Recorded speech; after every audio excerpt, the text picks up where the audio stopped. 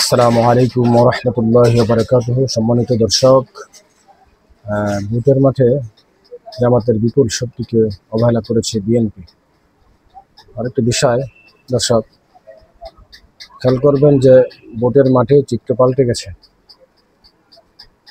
যদি অনেক চমক বাকি আছে, যদিও এই মুহূর্তে বলা যাবে না, এইভাবে বিএনপিকে চ্যালেঞ্জ দিতে পারবে না, এটা বলা যাবে না। ধরেন এই কারণে গত এক বছরের সময় বেছে নিয়েছে জামাত ইসলাম। যত সময় যাবে বিএনপির দুর্বলতা প্রকাশ পাবে, নিয়মিত চাঁদাবাজির মহড়ার মতো প্রকাশ পেয়েছে। একটি বড় দল দেখা গেছে আলীগের অনেক মুখে বিএনপিতে যোগ দেওয়ার কারণে হয়তো চাঁদাবাজি বা সমাজে যা ঘটছে তার সংখ্যা বেড়ে গেছে। এত করে দলটা রাস্তা মানুষের কাছে নষ্ট হয়ে গেছে। অন্যদিকে জামাত বলছে কোনো চাঁদাবাজি থাকবে না, আর ঘোষণা দিয়েছে যে তারা ক্ষমতায় গেলে সরকারি গাড়ি বাড়ি ব্যবহার করবে না। এটা সাধারণ ভোটারকে আকৃষ্ট করেছে। সেই মাঠের চিত্র যথেষ্ট পাল্টে গেছে। এখন এই পাল্টে যাওয়াটাকে বিএনপির যেই ব্যাপক ভোট তা জামাত অতিক্রম করতে পারছে কিনা সেটা অস্পষ্ট। বিএনপি আর জামাত যদিও বলে আমরা নির্বাচনে যাব না,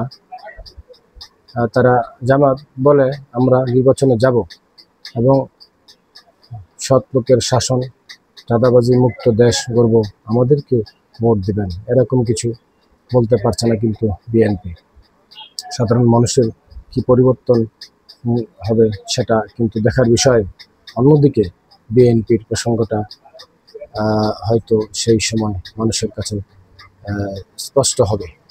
অন্যদিকে জামাত নেতার ন্যায় নিষ্ঠা, সততা, ন্যায়পরায়ণতা, মানুষের পাশে থাকা, বিভিন্ন পর্যায়ে কাজ করে মানুষের আস্থা অর্জন করতে পেরেছে। কিন্তু তারা আরও জামাত প্রত্যেকটা আসনে প্রার্থী বাছাই করে মনোনীত করেছে, কিন্তু বিএনপি এখনো প্রার্থী তো দূরের কথা, বাছাই করে শেষ পর্যন্ত করতে এখনো পারে নাই।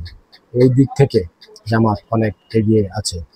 বিএনপি প্রার্থীর ব্যাপারে এক অগোছালো অবস্থা তৈরি, সেই সুযোগটা নেবে জামাত। বিএনপি ভোট কিন্তু বিভক্ত হবে, আর জামাতের ভোট বিভক্ত হবে না। আর মনে রাখা দরকার জামাতের সাথে কিন্তু ইসলামী আন্দোলন ও হেফাজতে ইসলাম যুক্ত হবে। ফলে তাদের একটি একজোট হবে। তাদের একটা ভাষ্য হলো চাঁদাবাজ ও দুর্নীতিমুক্ত সমাজ গঠনে তাদের সহায়ক হবে। এই কারণেই বলছি, জামাত বলছে আমরা আসবো না, কিন্তু জামাত যদি ভোটে আসে, এর চ্যালেঞ্জ নেয়, ইতিমধ্যে তারা সংগঠন বেশ শক্তিশালী হয়ে গেছে। তৃণমূল পর্যায়ে তাদের একই অবস্থা, মজবুত শক্তিশালী হয়েছে। এই কারণে ভোটের যে প্রথাগত চিত্র সেটা হয়তো পাল্টে দিতে পারে। ধন্যবাদ সবাইকে। আসসালামু আলাইকুম ওয়া রাহমাতুল্লাহি ওয়া বারাকাতুহু।